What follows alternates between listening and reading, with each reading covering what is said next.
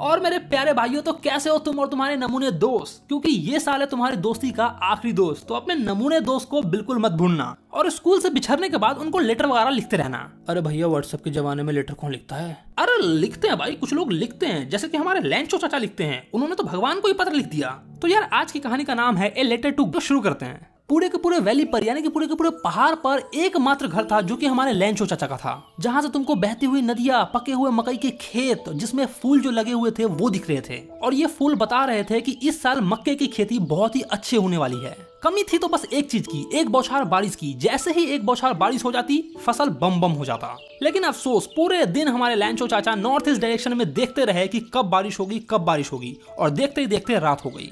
और फिर उन्होंने अपनी पत्नी से बोला कि लगता है अब बारिश होने वाली है। उनकी पत्नी रात का खाना बना रही थी और खाना बनाते बनाते कहती है कि अगर भगवान ने चाहा तो बारिश जरूर होगी। उनके बड़े बच्चे खेत में काम कर रहे थे और छोटे बच्चे जो हैं वो घर के आजू बाजू खेल रहे थे। तब तक खाना रेडी हो चुका था और लैंचो की पत्नी जो है वो सबको आवाज देती है, आज सुनते हो, खाना रेडी हो गया है, आ जाओ। खाना खाते समय ही लैंचो ने प्रिडिक्ट किया कि बाहर बड़ी बड़ी बारिश की बूंदें गिर रही हैं। वो भागकर बाहर गया देखने के लिए कि क्या सचमुच में बारिश गिर रही है। तो उसने देखा कि नॉर्थ ईस्ट डायरेक्शन से माउंटेन के ऊपर से बहुत घने काले बादल आ रहे हैं। तेज और ठंडी हवा बह रही है। एकदम अच्छा लग रहा था उसको वो महसूस करके। वो बाहर अपनी बॉडी के ऊपर वो बारिश की बूंदें महसूस करके बहुत ही खुश हो रहा था और खुशी से झूमते हुए घर के अंदर आया और अपनी पत्नी से बोला कि तुम जानती हो, ये जो बारिश की बूंदें गिर रही ना आसमान से, ये बारिश की बूंदें नहीं है, ये न्यू कॉइन्स है। पैसे बरस इंसान के लिए बारिश पैसे के समान ही होता है। अच्छी बारिश होगी तो अच्छा फसल होगा और अच्छा फसल होगा तो ज्यादा प्रॉफिट होगा। लैंचो एक संतोष और सुकून के साथ अपने पके हुए मक्के के खेत को देख रहा था, जिसमें फूल उगे हुए थे। वो पूरे के पूरे बारिश की चादर में ढके हुए थे। यानी कि लैंचो के मक्के के खेत में बारिश की अच्छी पानी लग गई थी, जिसकी वो उम्मीद कर रहा था। लेकिन अचानक ही तेज हवाएं बहने लगी। बारिश जो है वो हील स्टॉर्म्स में बदल गई, यानी कि बर्फ के गोले गिरने लगे। और लैंचो को ऐसा लगने लगा कि अब ये न्यू सिल्वर कॉइन्स गिर रहे हैं। उसके बच्चे बारिश में भीगने की बिना परवाह किए हुए दौड़ पड़े घर से बाहर उन बर्फ के गोले को इकट्ठा करने के लिए, जैसा कि हम लोग भी अपने बचपन में क्या करते थे यार। अब मौसम वाकई में खराब होता जा रहा था। लैंचो दुखी मन से कहता है कि आई होप ये जल्दी से जल्दी खत्म हो जाए, लेकिन ऐसा नहीं हुआ। वो जल्दी खत्म नहीं हुआ। 1 घंटे तक लगातार बर्फ के गोले गिरते रहे। घर पर, पहाड़ों पर, बगीचों में, खेतों में, हर जगह सिर्फ ओले ही ओले नजर आ रहे थे। खेत एकदम सफेद हो चुका था। ऐसा लग रहा था मानो किसी ने नमक से ढक दिया है उसे। पेड़ पर एक पत्ते भी नहीं बचे। पूरा मकई बर्बाद हो चुका था। सारे फूल झड़ चुके थे। लैंचो का तो कलेजा ही फट गया। उसकी पूरी आत्मा ही उदास हो गई। जैसे ही स्टॉर्म खत्म हुआ, वो अपने खेत के बीचों बीच गया और अपने बेटों से कहने लगा, इतना तो वो लोकस कीड़े भी तबाही नहीं मचाते जितना इस स्टॉर्म ने मचा दिया। हमारी पूरी फसल बर्बाद हो गई।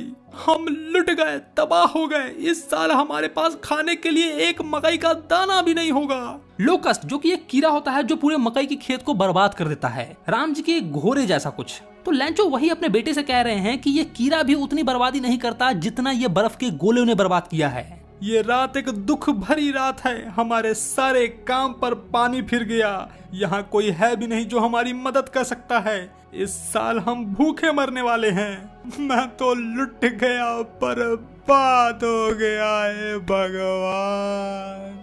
पापा, आप चिंता मत करो। जिसका कोई नहीं होता उसका ऊपर वाला होता है। भगवान हमारी जरूर मदद करेंगे। हाँ बेटा, तुम ठीक कह रहे हो। दुखी मत हो। इवन हमारा सब कुछ बर्बाद हो गया, फिर भी तुम याद रखना कि कोई भी इंसान भूखा नहीं मरता है। हाँ पापा, लोग तो ऐसा ही कहते हैं कि कोई भी भूखा नहीं मरता, तो हम भी भूखे नहीं मरेंगे।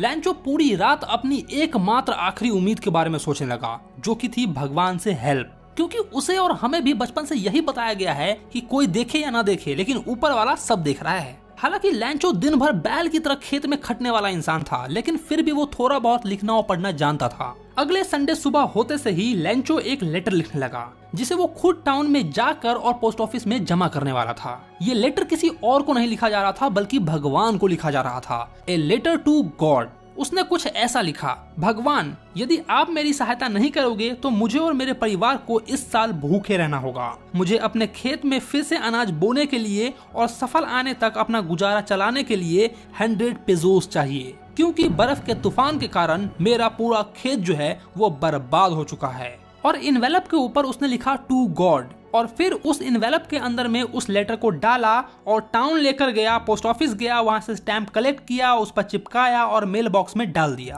पोस्ट ऑफिस का एक कर्मचारी जो कि एक पोस्टमैन था, वो उस लेटर को लेकर हंसते हुए अपने बॉस के पास गया और भगवान को लिखा हुआ पत्र अपने बॉस को दिखाया। सर, मैंने अपने पूरे करियर में ऐसा एड्रेस तो कभी ना देखा ना सुना है सर। देखो, ये तो भगवान को लिखा हुआ पत्र है। पोस्ट मास्टर जो कि एक मोटा इंसान था, उसकी भी हंसी छूट जाती है, लेकिन तुरंत ही वो इस बात को बड़ी गंभीरता से लेता है और टेबल पर लेटर को ठकठकाते हुए कहता है, व्हाट अ फेथ, काश मुझे भी इस इंसान की तरह विश्वास होता जिसने ये पत्र लिखा है। इसने तो भगवान के साथ ही पत्र व्यवहार शुरू कर दिया है। लैंचो का भगवान पर से विश्वास न उठ जाए, इसीलिए उसने सोचा कि मुझे शायद इस पत्र का आंसर देना चाहिए, रिप्लाई देना चाहिए। वो पत्र को खोलकर पढ़ता है और रिप्लाई देना चाहता है, लेकिन पत्र को पढ़ने के बाद उसे एहसास हो जाता है कि इसको रिप्लाई देने के लिए सिर्फ इंक और पेपर की जरूरत नहीं पड़ेगी, बल्कि कुछ और भी चाहिए।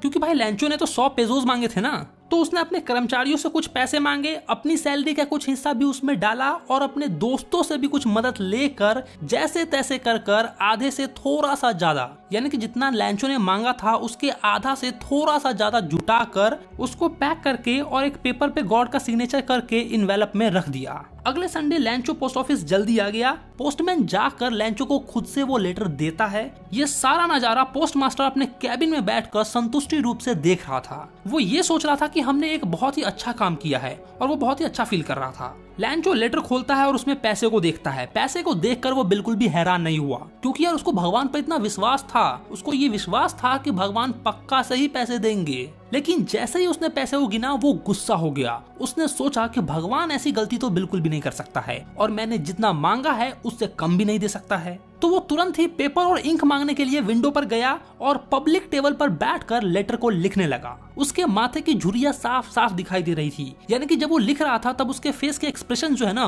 वो कुछ अजीब ही ढंग के थे। और जैसे ही उसने लिखना समाप्त कर लिया, वो खिड़की पे गया, वहां से स्टैम्प को खरीदा और उसमें थूक लगाकर और मुट्ठी से दबाकर इन्वेलप पे चिपका दिया। और जैसे ही वो लेटर मेल बॉक्स में गिरा, पोस्टमास्टर गया और उसको खोलकर देखने लगा। उसमें कुछ ऐसा लिखा था, भगवान, वो पैसे जो मैंने आपसे मांगे थे उसमें से केवल 70 पेजोस ही मेरे पास तक पहुंचे हैं। मुझे बाकी के पैसे भेज दीजिए, क्योंकि मुझे उनकी बहुत जरूरत है। लेकिन इस बार बाई पोस्ट नहीं भेजिएगा, क्योंकि पोस्ट ऑफिस के जितने भी कर्मचारी हैं ना, वो सब के सब धोखेबाजों का एक समूह है। बंच ऑफ क्रूक्स हैं ये सारे, धोखेबाज हैं ये लोग। आपका लैंचो। और बस तुम्हारी ये कहानी यहीं पर खत्म कर दी गई है। यार सोचो उस पोस्टमास्टर को कितना बुरा लगा होगा। एक तो उसने लैंचो की हेल्प की और फिर लैंचो ने उसे बंच ऑफ क्रूक्स कह दिया, धोखेबाज कह दिया। भलाई का तो जमाना ही नहीं रहा, इसीलिए मैं किसी की मदद नहीं करना चाहता यार। खैर, हमें भगवान को लेटर लिखने का मन किया, तो तुम क्या लिखोगे मुझे नीचे कमेंट में जरूर बताना। वीडियो अच्छा लगा हो तो वीडियो को लाइक करो, और अगर तुमने अपने भाई के चैनल को अब तक सब्सक्राइब नहीं किया है तो क्या कर रहे हो भाई लोग, चैनल को सब्सक्राइब मार लो, फ्री का है भाई।